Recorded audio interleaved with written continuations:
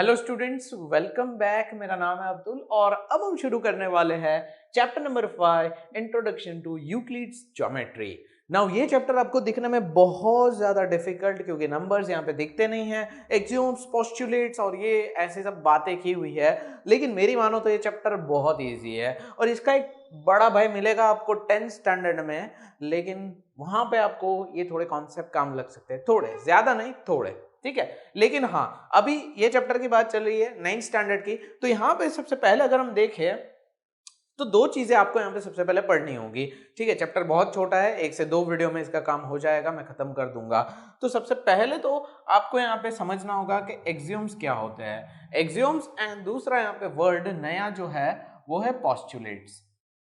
Okay, let me tell you postulates क्या होते हैं और एक्सियोम्स क्या होते हैं। एक्सियोम्स वो होते हैं जो कि यूनिवर्सल ट्रूथ होते हैं। यूनिवर्सल मतलब इसको आप हर जगह पे, मतलब यहाँ पे सही होंगे, ये गलत नहीं होंगे, ठीक है। पता चल जाएगा क्यों मैं बोल रहा हूँ।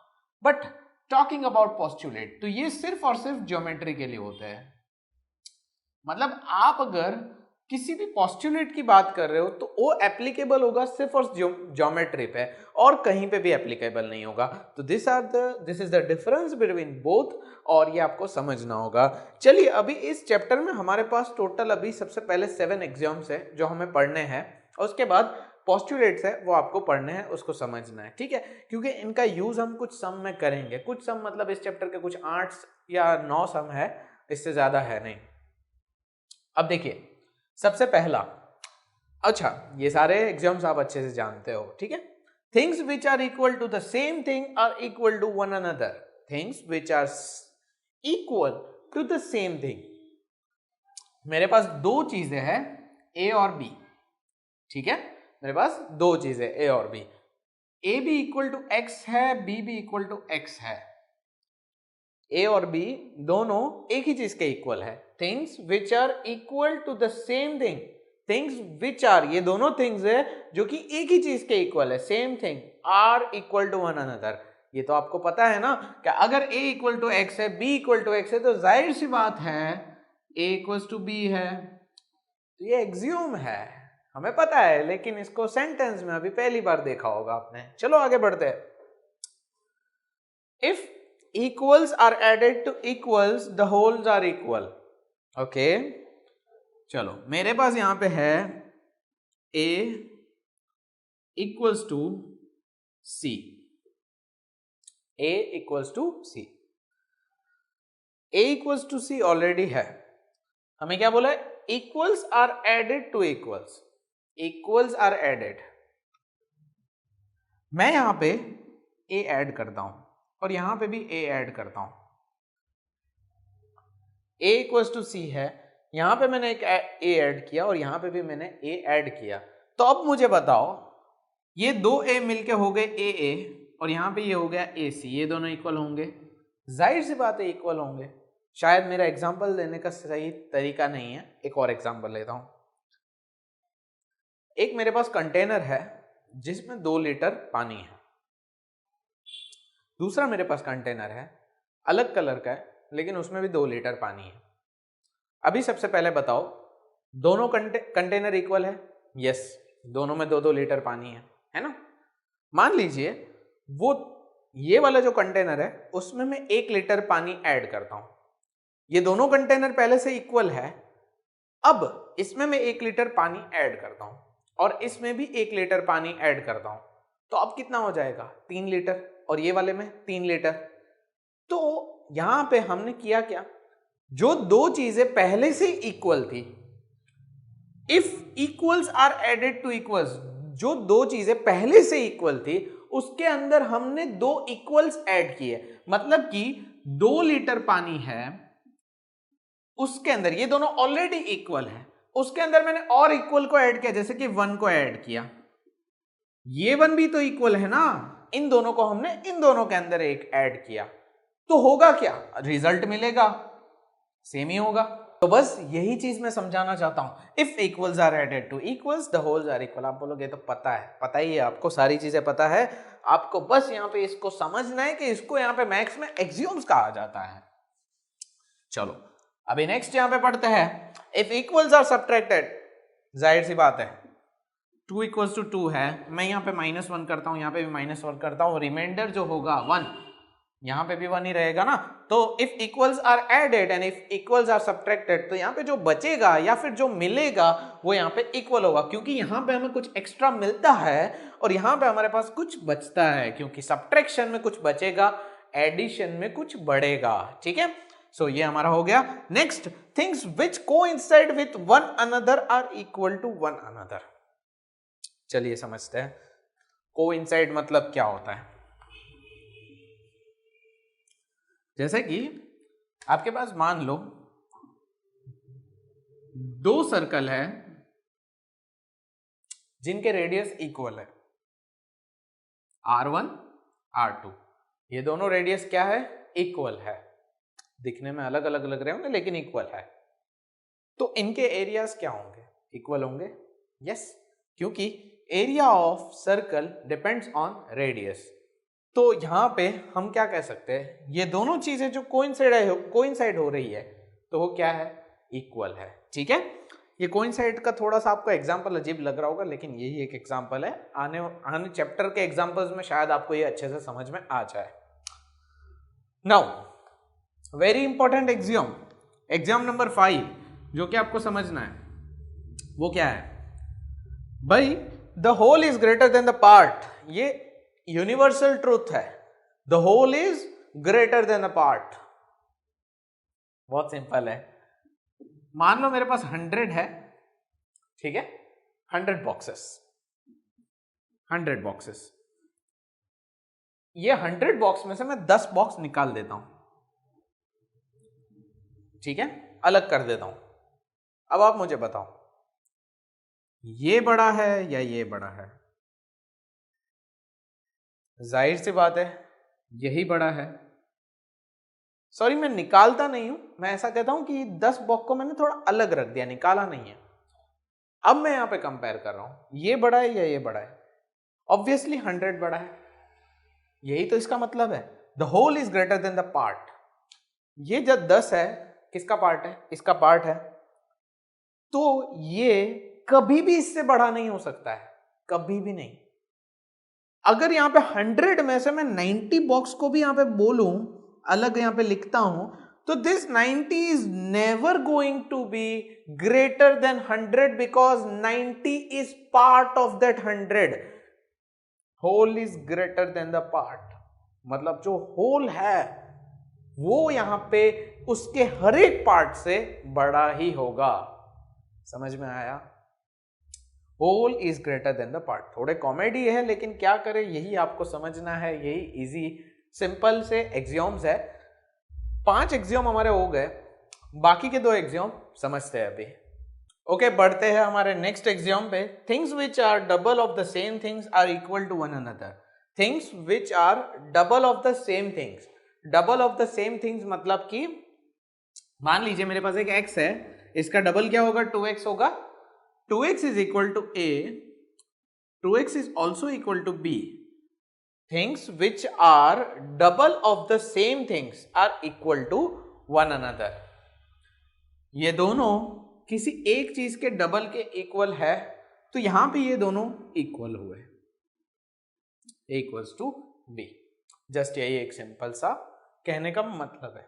नाउ नेक्स्ट, इसके related things which are halves of the same thing are equal to one another. Halves मतलब कि अगर यहाँ पे डबल की जगह पे 1/2 x होता तो भी यहाँ पे a और b इक्वल ही होते। अच्छा, यहाँ पे मैं आपको बता दूं, इससे कोई लेना देना नहीं है कि हाफ है या डबल है, लेकिन ये जो दोनों है मतलब कि half x equals to a, half x equals to b ऐसा है, इसीलिए यहाँ पे a इक्वल्स टू b है। ठीक है, और कोई रीजन नहीं है। ठीक है, x का यहाँ पे कोई लेना देना नहीं है, x की जगह y हो सकता है, z हो सकता है, कुछ भी हो सकता है, तो इसका कोई लेना देना नहीं है। ठीक है, तो यहां पे ये दोनों रिमेनिंग एग्जाम्स थे जो हमने कंप्लीट कर लिए। एग्जाम्स का पार्ट अभी कंप्लीट हो गया।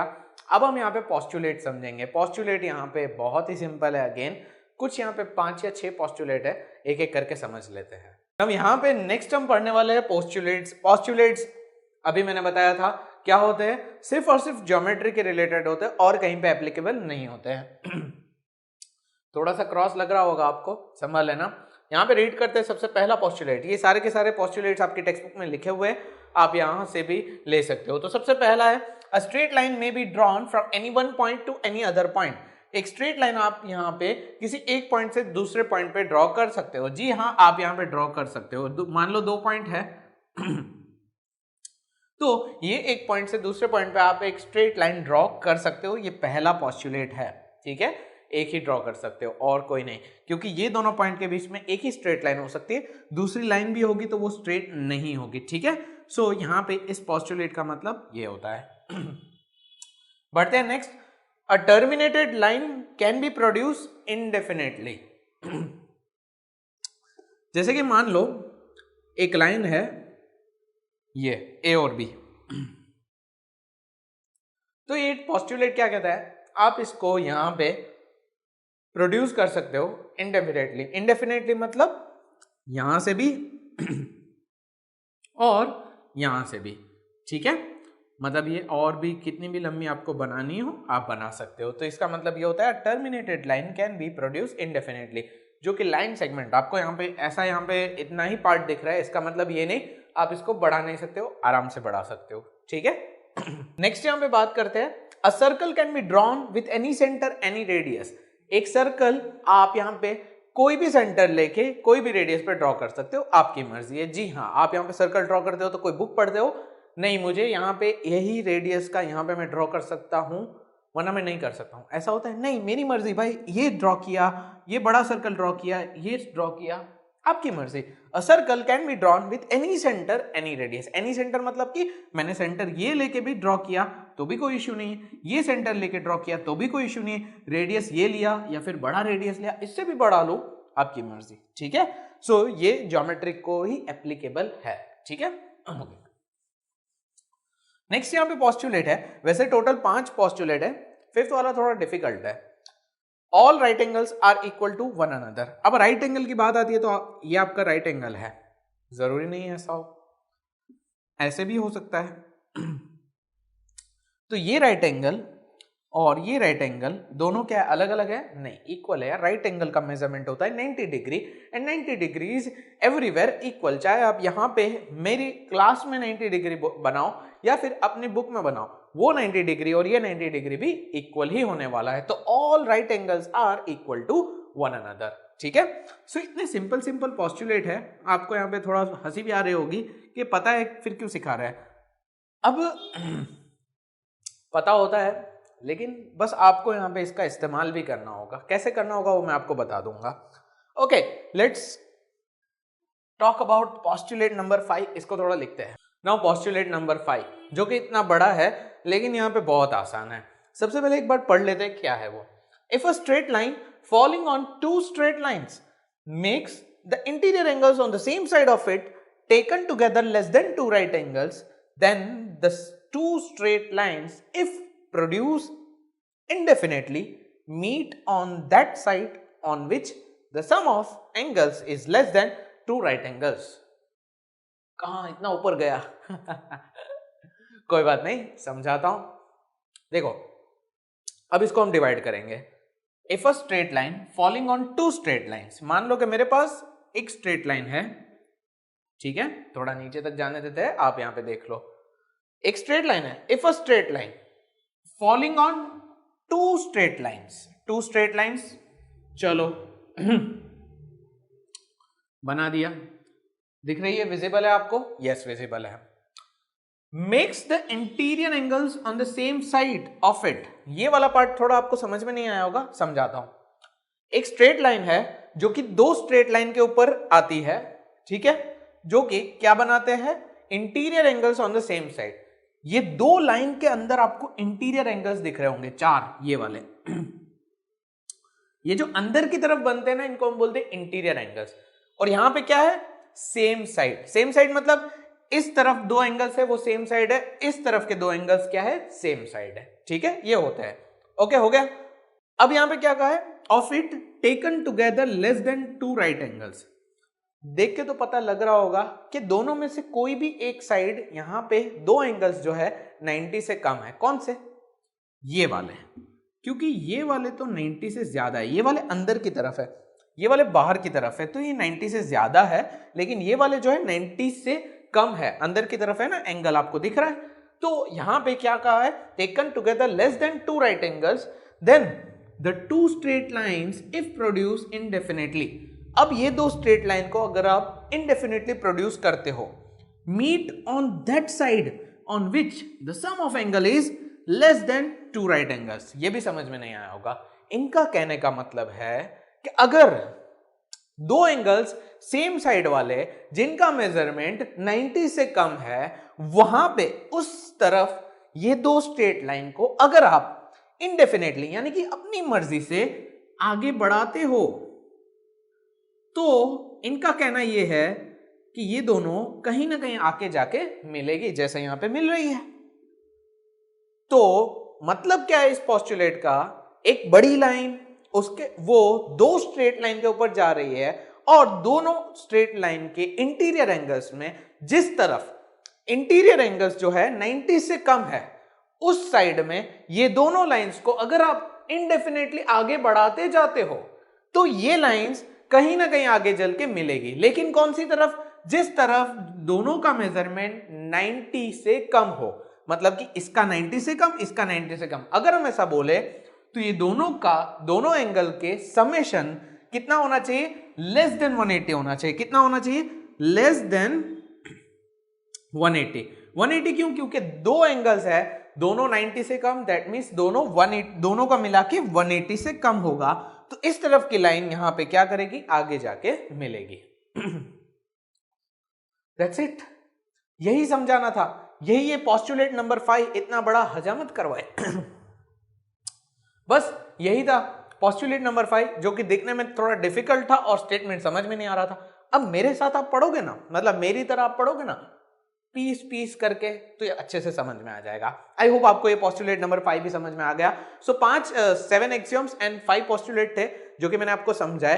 अब हम आने वाली वीडियो में एक्सरसाइज के सम सॉल्व करेंगे। उम्मीद करता हूं एक ही वीडियो में आपके दोनों एक्सरसाइज भी कंप्लीट करवा दूंगा, ताकि सारी चीजें क्लियर हो जाए। तो मिलते हैं नेक्स्ट वीडियो में, तब तक के लिए गुड बाय, टेक केयर।